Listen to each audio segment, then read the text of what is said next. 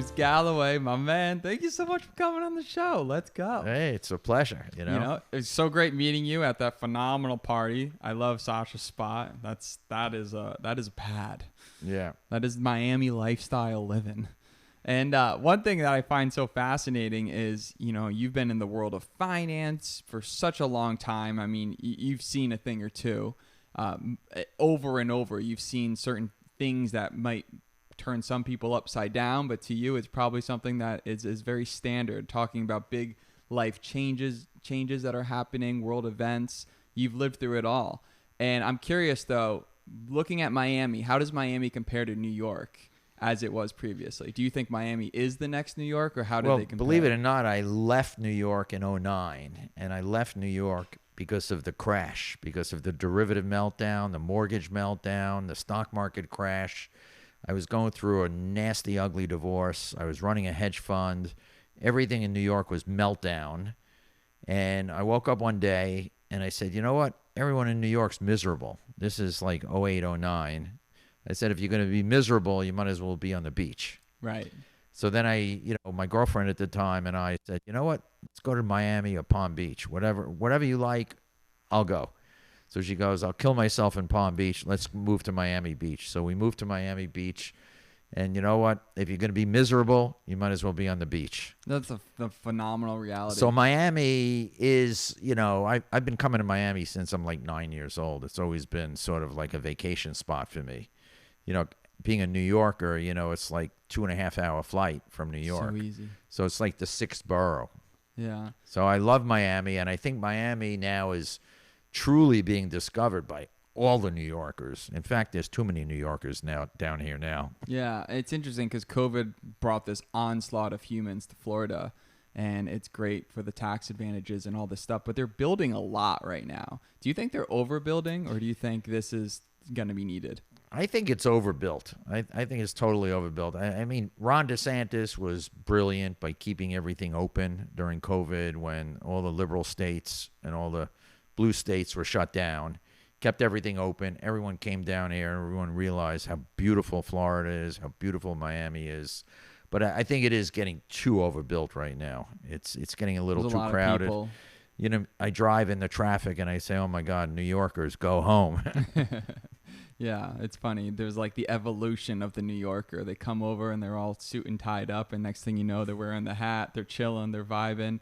But I do think Miami is such a good hub because there's cultures from all around the world similar to New York. So you get this different spice of different ethnicities and people. So you bring a lot of different business ideas and things like that. So it's interesting to see all the money that's coming to Miami. Yeah, I mean, it is New York, L.A., and Miami are truly unique. I mean, they're all very similar because they're all hubs and they're all finance and they're all driven by big industry, and they become very international. Yeah. I mean, you walk around New York, you hear 20 different languages.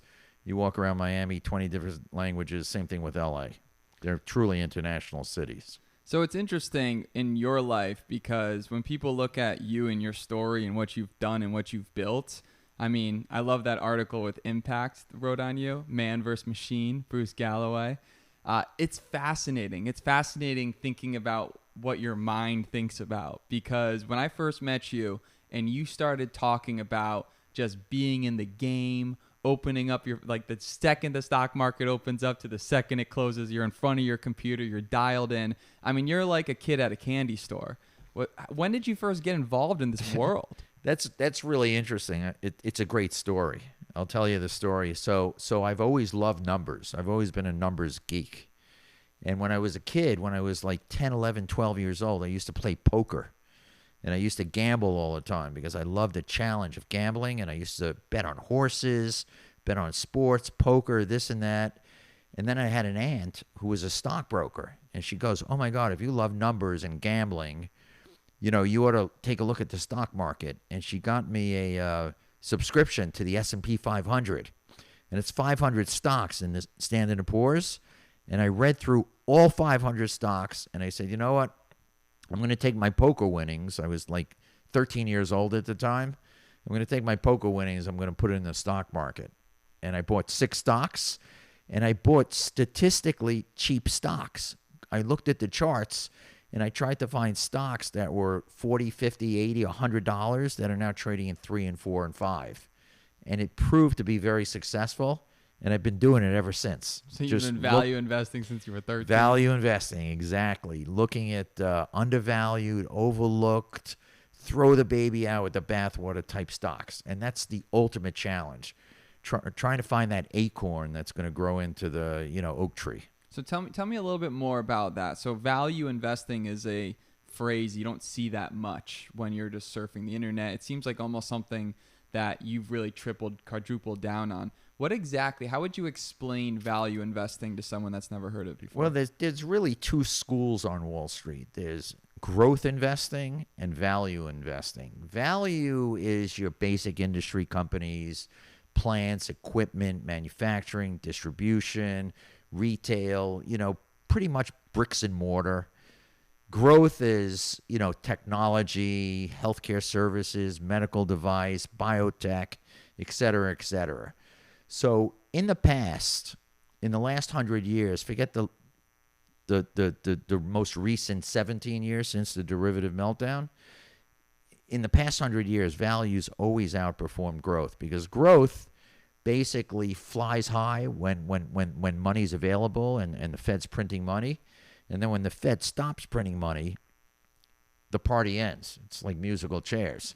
And if you recall the tech boom, in 99, 2000, the tech boom, all these internet companies, .com companies, e-commerce companies, 98% of them disappeared. Very few of them survived. So, but the value companies stick around. The value companies, they have assets, and they usually have better balance sheets than the growth companies, because the growth companies are plowing all their money into grow. And these growth companies have to compete against, all the cloud computing companies, all the Internet of Things companies, all the cybersecurity, competing against each other, and they're throwing money into, growth.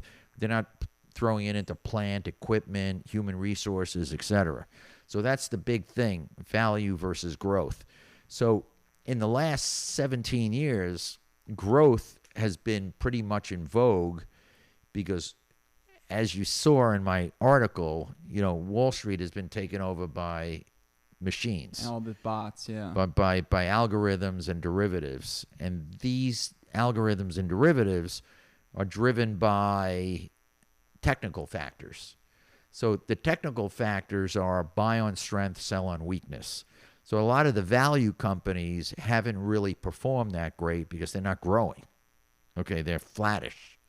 So Wall Street loves meet and beat. When you report earnings and you beat the earnings, you gap up, your stock gaps up, and then it hits a new high, and then it keeps on going higher and higher and higher and higher because the stop losses kick in, the algorithms kick in, the ETFs kick in, the day traders kick in, the technical traders, the momentum traders, they all kick in and buy it higher, buy it higher, buy it higher.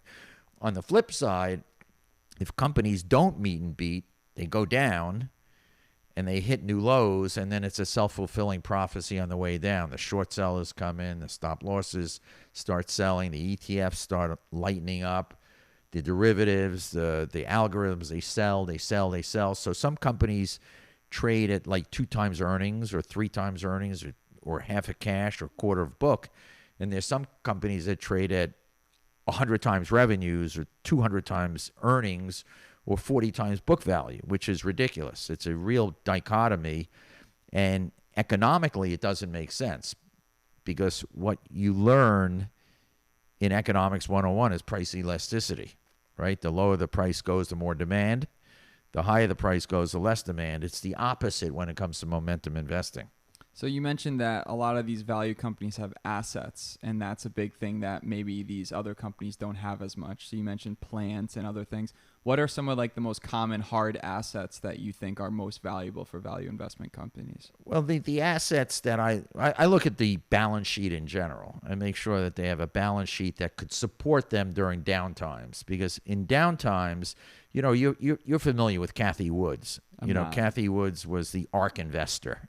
She invested in all these ARK stocks, these super high growth stocks, coming out of COVID and going into COVID. And a lot of those companies had terrible balance sheets, and they didn't have any real assets to support the stock price. So when the music ended, a lot of these stocks were down 90%, 95%, 98%, and the ARK investments are down like 90%. So, but if you have plants, equipment, assets, real assets on the balance sheet, real businesses that have been around for a long time, that have longevity, that have weathered the economic cycles, you're going to survive. You're going to do very well. And the assets could be anything, plant, equipment, buildings, goodwill, intellectual property, technology, equipment, machines, etc. Well, when you say it like that, it almost kind of sounds obvious, right? Like those all sound like that would make a lot of sense. It should be, but it's not. Why isn't it so obvious to people? And where's the discretion? Because what happened was, during the Great Recession of 07, 08, 09, Wall Street flipped over. It flipped over, and it became very disconjuncted, and it became very dysfunctional.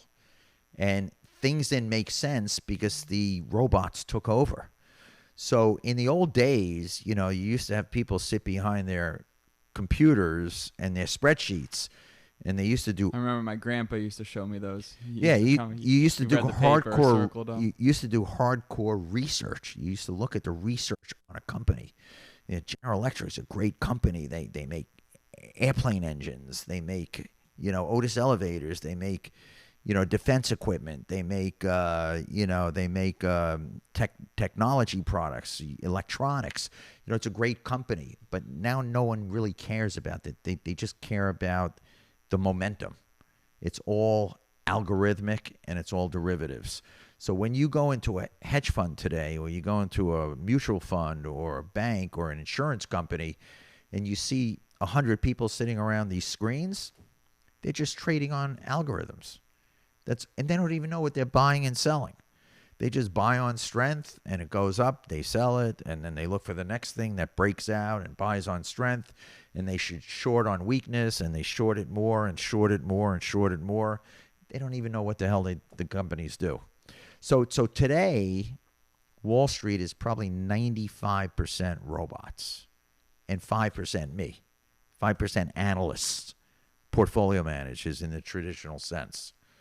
So how do you beat these algorithms? That's the question. Right, and that's the big thing that you find so much enjoyment in is almost figuring out ways to trick the algorithms. Like one thing the article was discussing is that you like to find super undervalued companies that with doing certain things to the companies, you can trick the bots into showing them the things that they look for to see if a company's gaining value. Can you talk more about that? Yeah, so what we do is, you've heard of the democratization of companies a la Reddit and a la, GameStop and AMC Theaters and Bed Bath & Beyond was one of these, darling companies, these Reddit companies. So basically, as these companies are going down, they're heavily shorted. So the shorts pile on because as a company goes down, the shorts go in, the derivatives go in, the stop losses go in, the selling picks up and accelerates. So how do you stop that downward trend? Sometimes these downward trends are going on for years and years and years. So the only way you could really stop that downward trend is if there's a catalyst or a group of catalysts that's occurring or about to occur that's going to shock the algorithms. Okay, so it's got to be like a major change, like a change in product, a change in balance sheet, a change in the world, a change in tech, anything that's going to be significant. It could be, a major change in earnings. Earnings is the key. Everything is driven by earnings and growth. And if you have profitable growth, that's what Wall Street loves, profitable growth. Just like real estate's location, location, location, Wall Street's all about profitable growth, profitable growth, profitable growth. So if you have a company that's kind of like languishing and all of a sudden they get it right and the earnings are better than expected because they announce some new products, change in management, change in marketing, change in structure, change in technology. And now all of a sudden they're starting to grow and they start to inflect. And if that inflection point is driven by a real major catalyst that has legs and is going to continue, that stock could go up 10, 15, 20, 30x. Got it. So it's almost identifying those catalysts and seeing what you can do, working with the Yeah. management team to bring those more to fruition. Yeah. Like I'll give you an example, okay? Everyone is talking about AI right now. All right, you can't Yeah. turn on TV or financial Every news. startup is AI. Everything is AI, generative AI. Okay, so we invested in a company 2.5 years ago that we felt was going to be a major player in AI, and this was before AI ever took off. I mean, AI was kind of like developmental. It was kind of like 5G rollouts and IoT. You know, you talk about it, but it doesn't really happen because everyone says, "Oh, we're doing AI," but no one's really doing it. Okay, Because the technology wasn't even there yet, too. so we invested in this company who really bet the ranch in AI in 2016 and 2017. They bet the ranch in data compilation, data annotation, and operating tools to manage data, to prepare data for large machine learning models. Okay, because you can't use large machine learning models without quality good data. So they have a platform. They have a software platform. Can you mention the company? Or? Yeah.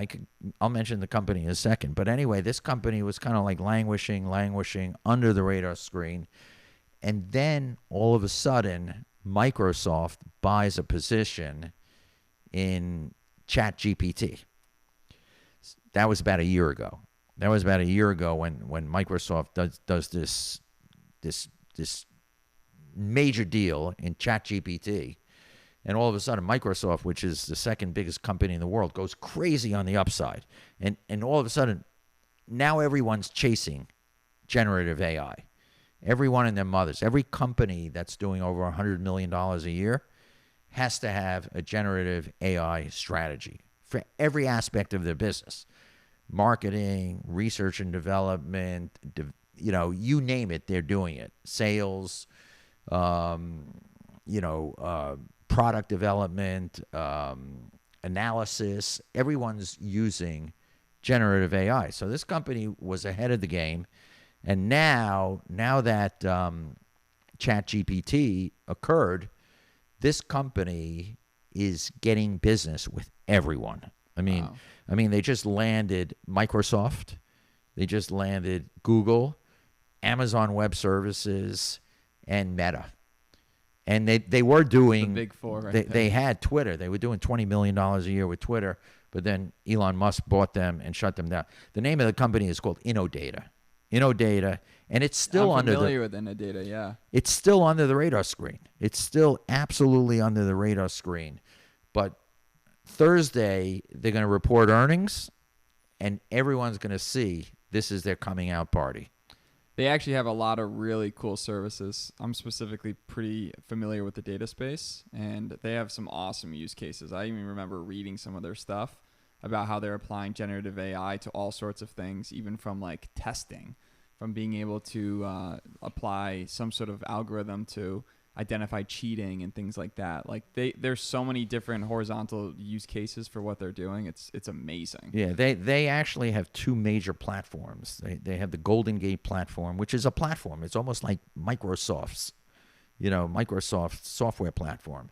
It's called the Golden Gate, and you could utilize the Golden Gate platform, and it's supported by 5,000 data engineers overseas, the Golden Gate.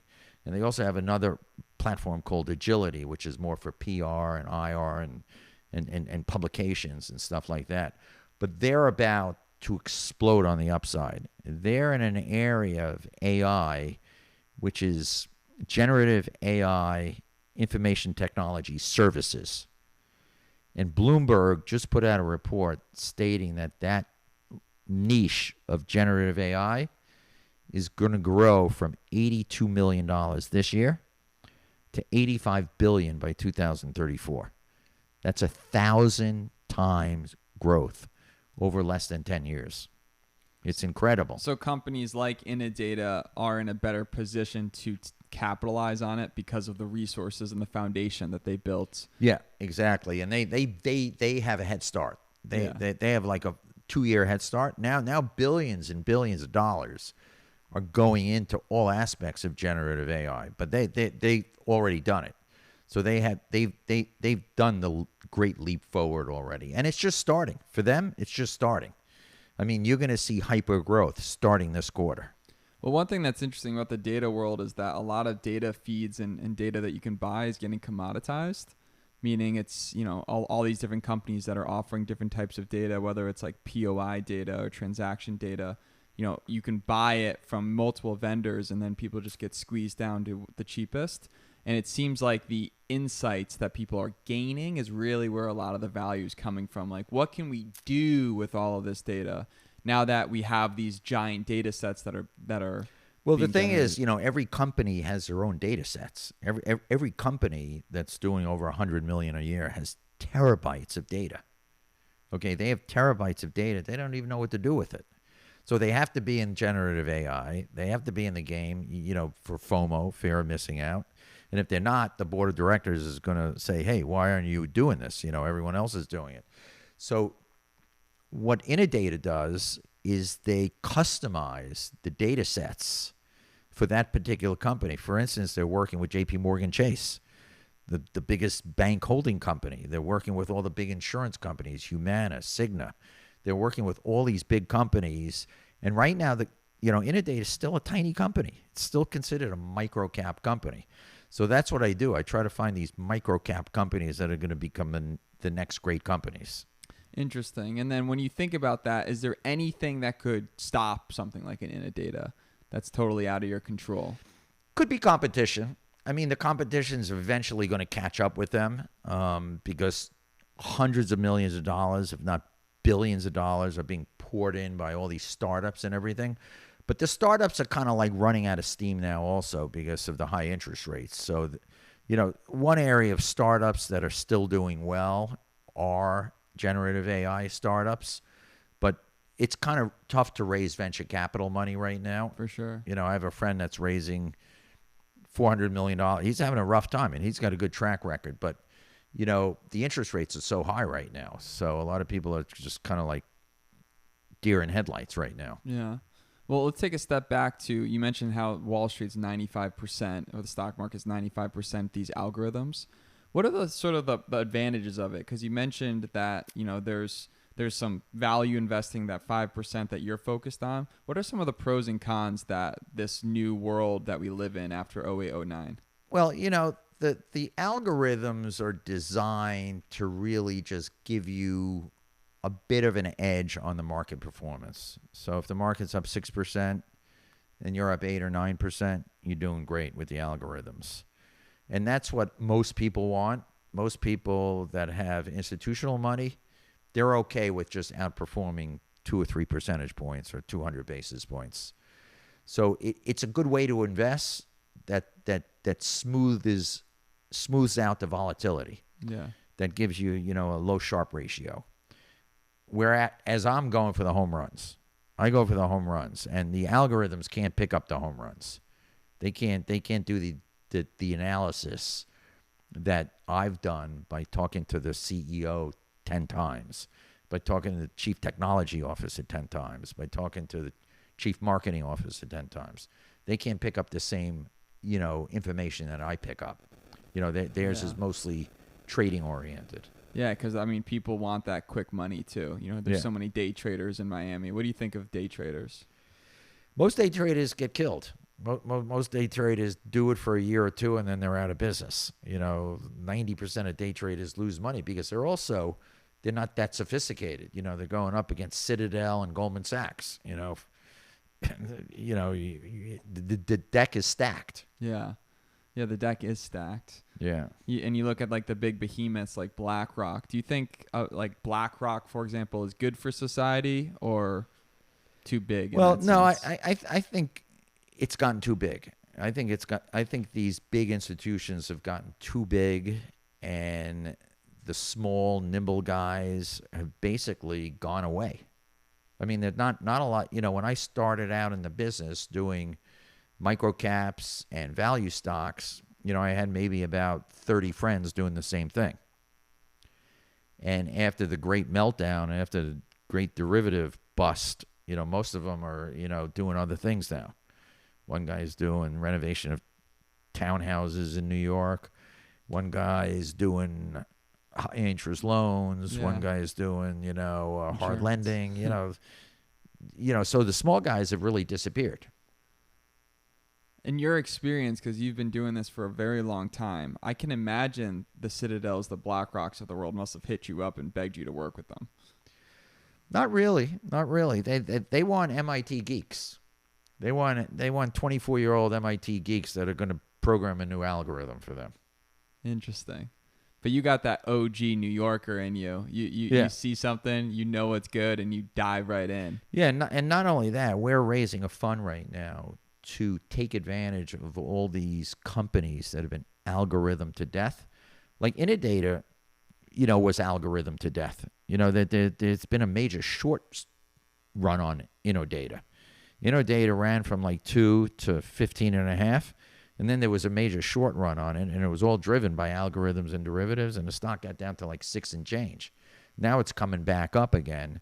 But, you know, a lot of these algorithms, you know, they're pretty ruthless. They just want to short things to oblivion, and they target a lot of micro-cap companies because they're easily manipulable. You can manipulate them very easily. But on the other side is if they're heavily shorted, and there is a catalyst, and there is a democratization, whereas people pick up on it, you could get a short squeeze from hell. And that's what we look for. We look for short squeezes from hell.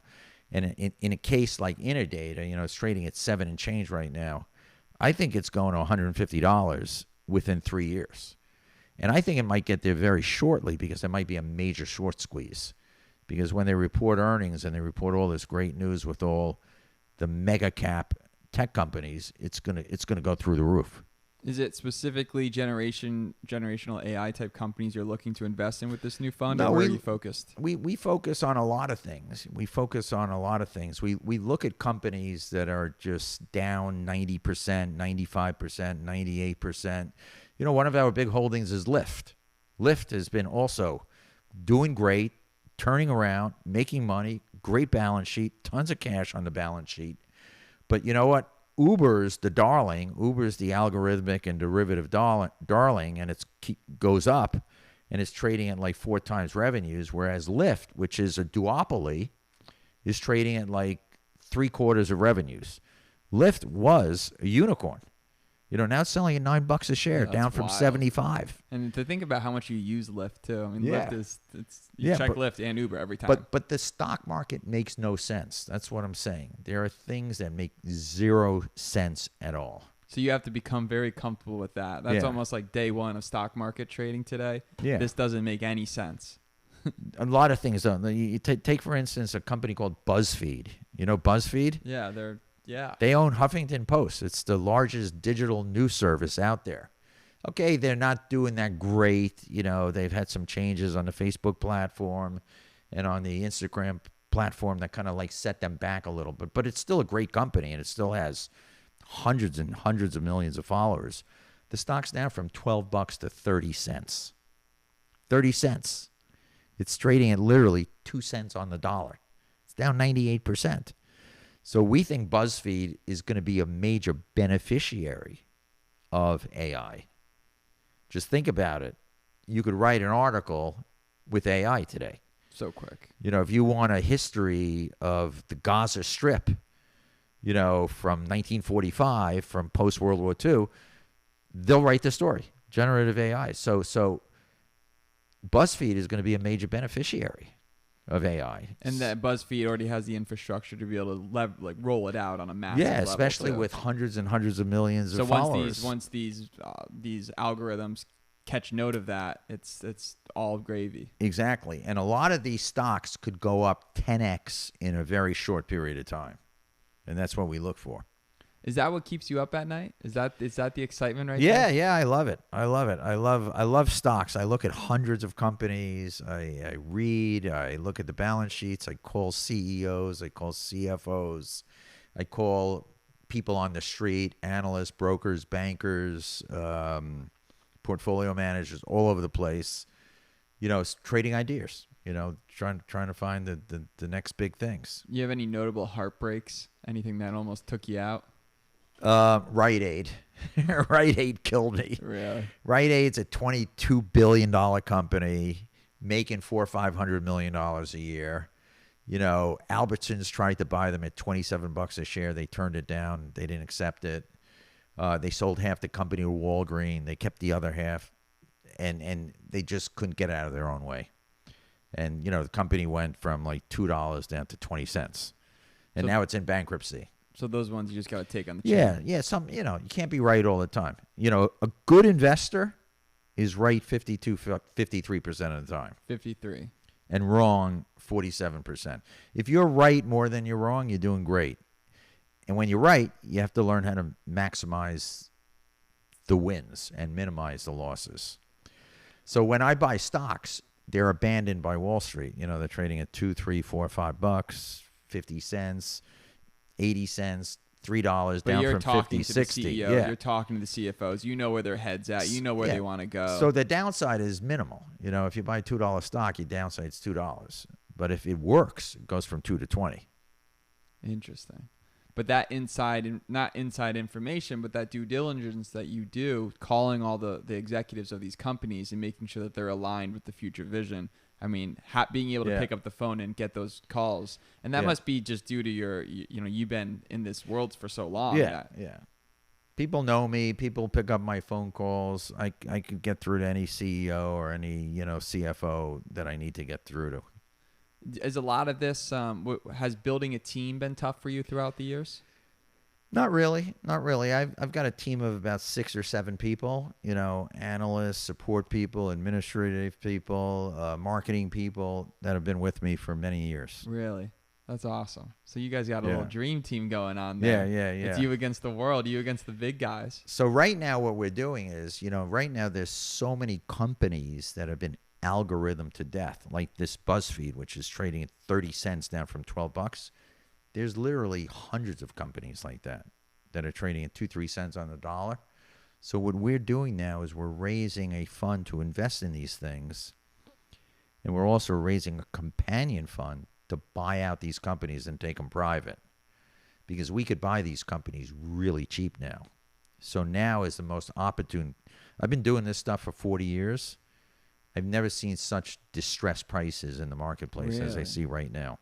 So there's a huge opportunity for people that take advantage there. Incredible. But that's like the great example of when times are tough and we're in a depression, the world's falling apart. Everyone's freaking out about the price of eggs and they're not seeing the opportunity. But people that have been around the block, they've lived through these depressions, they've seen recessions, they see opportunity. And some of the best times when there's transfers of wealth is when there is depressions and then when there is recessions. Yeah. I mean, the old adage is you got to buy them when they're puking them out. When there's death and destruction, you got to step up. And when the ducks are quacking, you got to feed them. Yeah. But most people don't do that, because when things are going up, people get greedy and they chase. And when things go down, people get nervous and scared and they sell. So, John Q. Public always works on emotion, and you sell on weakness and you buy on strength. You're supposed to do the opposite. You're supposed to go against your emotions. Interesting. And that's what I do. I buy like Innodata, there was a short run on the stock, and the stock, 2 months ago was 15 and it went down to 6 and change. And a lot of people are calling me up and saying, "What's wrong? What's wrong? Is this a fraud? Is this a scam? Is this not working? Do they really have these contracts?" Da, da, da, da. And I said, absolutely 100%. Don't get scared. Don't be feared. And some people got scared and sold it. I was buying more. In the article, it mentioned that Warren Buffett's a big icon to you. Is that the case? Has he always been? Yeah, he's the man. He's the ultimate value investor. and he's made 40,000 times on his money in the last 63 years. He's the legend. So Yeah. when you first got involved, you were like, I want to be like Buffett. Exactly. But it's tougher now because I'm up against the algorithms. He wasn't. And you're up against things like crypto, these new things in the space. Yeah. And now you're up against the bond market also, which is yielding 5.5%. That's gnarly. What are your thoughts on crypto? Do you think that's a great example of people panicking and riding the waves and seeing greed? So, I get this question all the time. Okay, so my answer is, number one, I know very little bit about it. Okay, it's kind of like a new thing, and it's not in my bailiwick.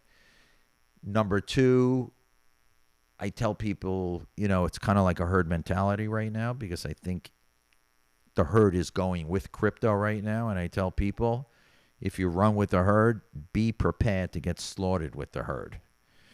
Now, on the positive side, I think there are people that don't trust currencies and don't trust their governments, and people are disillusioned with the United States, and people in Russia are disillusioned with Russia. Chinese are disillusioned with China. So this is an alternative to putting money into their currencies. So I think it will go up. Whether it's for me, it's just not for me. But I think it will probably go up because I think it's an alternative to currencies and fluctuations in currencies. Looking at more international, the world, what's happening all around, what do you think is the future for the United States? Like there's a lot of things that get thrown around that the U.S. is going to lose, the power war, if you were, against China and some of these other countries, and more than faster than ever, we're falling behind in many categories. What's your take on that? I'm glad you asked that question because I have a very, very strong take on it. Okay, right now, the United States is at war. We are at war right now. I mean, we are in a wartime economy. Okay, and that's why the economy is held up so well. Everyone's saying the Fed has raised rates from 0 to 5.5%. How could the economy still be growing? And how could the economy still be strong when there's such a huge spike in interest rates? The best thing for an economy is a war. Okay, what got us out of the Great Depression, World War II? We're at war with China. Number one, we've been exporting all of our production and manufacturing and all our jobs to China for the last 50, 60 years. It started with Japan, then it moved to China. And number two, China is out to take over the world. They have 1,500,000,000 people. They're 3.5 times the size of Western Europe and the United States put together. They're 5 times the size of the United States. They have kind of been exploited by the rest of the world, by Western Europe and the United States. And now they say, China's rising, it's our turn, and we want to take over the world. And they're out to take over the world, and we know it. We know it, and we're fighting them now. That's why we're spending trillions and trillions of dollars, not on frigates and bombs and missiles, but on Internet of Things, satellite technology, generative AI, 5G rollouts, cybersecurity. That's where the war is going to be fought. That's where the money's getting invested. Exactly. It's getting funneled into the tech war. And then again, we have to bring back all the manufacturing, all the production that's crucial to the United States. We got to bring it back. So we're in a cold war with China. I mean, forget Russia. Russia's nothing. Russia's, the 15th largest economy in the world. China today is the biggest economy in the world. China's bigger than us. It's crazy to think. How do you come back, though? Like you mentioned, 50, 60 years of outsourcing those jobs. How do you come back from that? Well, we'll keep the low value added jobs there. Like the clothing manufacturing, the shoes, the plastics, the toys. We'll leave that stuff there. The automatable type of jobs. Yeah, but the crucial stuff like semiconductors and mechanicals and automotive and like defense technologies that we're going to bring back. I need to get refreshed on this, but I believe that people in China can buy property in the U.S. fairly easy compared to like the vice versa, that someone in the U.S. can't buy property in China. Yeah, everything is controlled in China. You can't own businesses in China. You can't own businesses in China. You have to have a Chinese partner. And you have to give them your codes. You have to give them your technology. That's why Facebook isn't in China. Google's not in China. China says, you want to come here? You got to give us your codes. You got to give us your IT. Yeah, how do you? That's a big thing to Yeah. overcome. How do you beat that? You can't. You can't be there. You can't be there. You know. Can't be there. China's doesn't play fairly. They don't play fairly. They don't play on an even keel. It's our way or the highway. And they feel that, with their economy being at, like $40 trillion today and growing faster than anyone else and having access to 1.5 trillion people, 1.5 billion people, 1.5 billion people having access to that, they're going to say, if you want access, you got to play our way. Would you put the same in the same line of thinking, the war with Israel and what's happening in Ukraine? Would you put that in the same bucket as using war to essentially help us get out of a recession? No, those are too small. I mean, we're giving 3 to 6 billion to Israel, which we give them anyway, because they're the only democracy in that whole region, and it's to us it's like the 51st state, and we're giving 60 billion to Ukraine. That's nothing compared to a $26 trillion economy. Yeah. So it doesn't really affect us either which way. So what do you think the future of Wall Street's going to look like? Like, do you think that value investing will always have a place, or do you think eventually that 95 becomes 100? What do you mean 95 becomes 100? The 95%. Oh, yeah, 100%. Yeah, value investing will always have a place. Value investing will always have a place because when growth busts out, which it usually does, it flip-flops back to value. What keeps you up at night? What are the days that you just can't fall asleep? What do you think? When my stocks are going down for no reason at all, but just algorithmic selling. When I know that I have really good companies and they're just being shorted by algorithms and derivatives, that's what keeps me up. And does it just make you angry or anxious? It makes me both. Both of those angry things. and anxious. Are you the type of person that's checking 24/7? Are you just boom, boom, boom? Yeah. I'll get up a couple of times in the evening and check the futures and check to see what's going on in the world. I always keep abreast of what's going on internationally, especially now with 2 wars going on. And what are your major sources of truth? Like, what are you reading to keep you informed about what's happening in the world? I basically use CNBC and also Bloomberg and CNBC, and Yahoo Finance. Those are the 3 that I look at and use pretty consistently. Do you think there's any really overrated publications? No. But as far as the micro stuff goes, on the company stuff, I do my own research. Got it. So I depend on my own research. I don't look at Wall Street research because Wall Street's always wrong. Wall Street always recommends things after they've gone up a lot, and they always recommend sales and things after they've dropped a lot. After the news is already out, they never foresee things. I try to foresee things. So when raising these funds, I mean, there's a lot of responsibility obviously on your shoulder when you're raising a fund. What made you feel ready to when you first started doing this? Like, what was that feeling of I'm gonna put my neck out, I'm the hero or the villain? Well, so the last 5.5 years, I had a partnership. Galloway Capital was a partnership with a billionaire real estate investor in New York. And what we were doing was putting together a track record. And I think you saw the track record on my website, gallowaycap.com. And my track record is averaging about 40% a year for the last 6 years.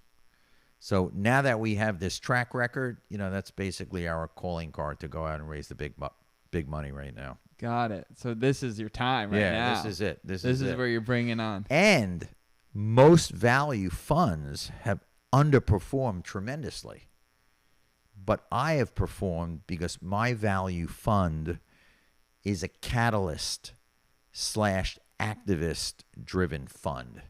So we look at value in a different way that other people look at value. Tell me more about that. Well, it's catalyst driven. I think it explained it to you. We look Yeah. for a major change that's going to take, a secular downtrend and create an inflection point, and then that inflection point is going to have legs to be a climb up, basically, a And climb up. you look at these companies across many different verticals. You're not just looking in one area. Do you need to hit a certain threshold with the amount of companies in your portfolio? Well, we usually look at hundreds of companies. We usually invest in like 40 plus companies, and we usually like hit a grand slam home run in 2 companies The unicorns. that go from like 2 to 10, 2 to 20, 3 to 40, things like that. And then we kind of like strike out like on a Rite Aid, Yeah. and then the rest of them just move with the market. I have a good friend. But it's almost like venture capital investing. Venture capital investing, you're going to have a major home run that's going to put you on the map. I have a good friend, Matt. He loves sports betting, and man always is betting on sports. He was a UFC sports agent, so he knows a lot about fighting. And he's like 9 out of 10 consistently on these cards because he just understands it so well. He's no longer a UFC agent. He's actually my co-partner with cigars.com. But when I started betting with him, I used to just throw some money on the fights because it would be fun, right? I'd throw $100 here, $10 there, and I'd almost always lose. And the big reason was I bet emotionally. I bet on who I wanted to win, not on who actually would win. And that's something I learned from just the little thing of doing that. Has that ever hurt you in the past, betting on companies that you want to win because you met the CEO and you think he's a great guy, or have you become really good at, keeping it really objective? Yeah, sometimes you get kind of like pulled into the whole bullshit and this and that. For instance, we recently invested in a company that was in the public safety communications industry, and this company had a better mousetrap, and they hired all the people from Motorola, Motorola Communications. Yeah. And Motorola is the category killer in that space. All these, safety, protective police, fire, Homeland Security, they use Motorola. And they built a better mousetrap, and they kind of like promoted it to us, and they told us how great it was. Went up to the plant, kicked the tires. We were, oh, this is great. These guys are going to kill it, and then, as we went down the road, and we were involved with the company for many years, and they just couldn't perform. And then the CEO started lying to us. And then the first time he lied, we said maybe it was a miscalculation. The second time he lied, we said, forget it. Let's get the hell out. And we sold our entire position. Wow. So you live and learn, because in the micro cap business, small cap business, a lot of CEOs kind of like bullshit. They want you to invest. So they kind of like oversell the story. So you got to be careful not to be. Some of the best salespeople are storytellers. Yeah, you got to. So the biggest pitfall is not to be oversold by some of these CEOs and CFOs. Interesting. And really going back to the foundational roots. Yeah. Things like you mentioned. What assets do they have? What do the balance sheets look like? Are they Exactly. trading under those balance sheets consistently? Does it make sense with the current economy, with where things are going? Can AI influence them? All of these types of things you're thinking about. Yep. Do you have like Exactly. do you have a board where you have your 5 top winners and then you're just looking at No, those I 5? have my computers. I have all my names on the computers. Do you have any old school ways of doing it that just is your way, like pen and paper? How do you roll? No. I just, have, all my portfolios and all my accounts and everything, and I just manage them, balance them, As things go up, I sell a little bit, as it comes down, I buy more, I trade around the positions. I'm constantly talking on the phone with, other brokers, analysts, portfolio managers, trading ideas, talking about like for instance, like Innodata, what's the earnings going to be like? What do you think? How much are they going to make? What are they going to announce? We'll try to figure out, what's going on, because the earnings calls are the key. That's when that's the tell all. Yeah. One thing we always talk about on the Damn Good Day show is stress. How do you deal with stress? A lot of people always ask me, how do I deal with stress? But you know what? I'm used to it. I've been doing it for over 40 years. So I'm used to the ups and downs, and I'm used to having bad days and good days. So you can have a bad day and then just go walk down the street like a Jolly Rancher and you're good to go. Yeah. You don't need the beach. You could be anywhere. You're just for happy. instance, the last 3 months has been awful. The last 3 months have been just absolutely miserable. August, September, October, 3 months of misery. But, I don't let it get to me. I don't let it get to me because you know what? As stock prices come down, I get depressed because I'm losing money, but I get also excited because they come down in price. I could buy more. It's an opportunity. Yeah. Like Innodata has come down from 15 to 6.75. I'm just buying it every day. Well, it seems like for someone that you've been doing this for so long, you really need to know yourself when you're running these giant hedge funds. So you're raising a big fund. That's exciting. Yeah, we're raising $500 million for an investment fund based in Guernsey in the UK. And then we're raising a companion fund, which is going to be a buyout fund to take advantage of all these like really low price stocks. And we're going to be filing, 13Ds and 13Gs, which are activist investments, where you have between 5 and 10%. And we're going to try to enhance the value of these companies, working with the companies to get the story out. And if we can't get the stock price up, we'll take them private because now's the time to really build another Berkshire Hathaway. Well, the truth is I'm looking at the next Buffett right now, and it's been a pleasure, and I'm grateful that you've been hanging out here, like, letting us know. It's exciting stuff, man. This is a crazy stuff. Yeah, it's a lot of fun. When you have a company that goes up 10x, 20x, that makes your life. It could make your life. If you have a lot of money in it and it goes up 10, 20x, you're set. You're set. You got financial freedom. Something we always ask everyone on the show is if you could go back in time and you could talk to younger Bruce, like 16-year-old Bruce. You're like, yo, what's up, Bruce? We only got a few minutes, man. And you could have told yourself something that could have saved you a ton of time, money, heartaches, headaches.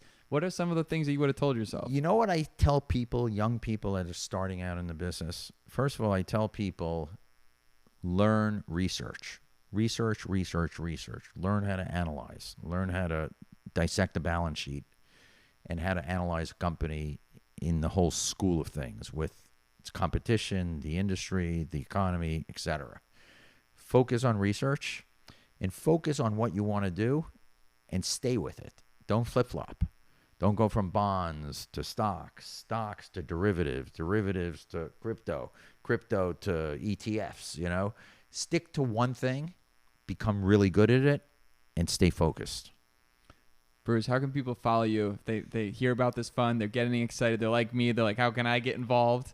How can people reach out? We have a website, GallowayCap.com, and it's password encrypted. It's not for everyone, but the password is value with a small v, VALUE. And, they could reach out to me there. And our new fund is the Galloway Shepherd Fund. Galloway Shepherd. Fritz Shepherd is my partner. He's a foreigner. He's a Swiss, English, American person who's very tied in with the institutions and the family offices in Europe, Middle East, and India. So he's raising the money. So we have a website for that also, Galloway Shepherd Fund. Man, I appreciate this. This has been a nugget overload. And for your people, Innodata could make a difference in their lives. And the symbol is INOD. INOD, and I'm going to give it to people because I like helping out John Q. Public, because those are the people that need it the most. It's not the institutions that have $2 billion going to $6 billion. It's people that have 20,000 and 30,000 and 50,000 going to like 200,000. That makes a difference. So INOD can make a difference in people's lives. Another one that I really like over here is a company called Lyft. We spoke about Lyft. Lyft is an exciting company, and another company is called Pioneer Power. Pioneer Power, PPSI, is another one that can make a difference in people's lives. They do mobile electric vehicle charging. So the big shortfall with electric vehicles today is charging anxiety. You're running out of charge. You got to find a charger. You got to wait 20 minutes, 30 minutes. You got to drive 20 minutes to get there. They do mobility for EV charging, and they also do backup power for all the big institutional companies like Walmart and like Costco and all that stuff also. And that company's just starting in the first inning also, just like Data.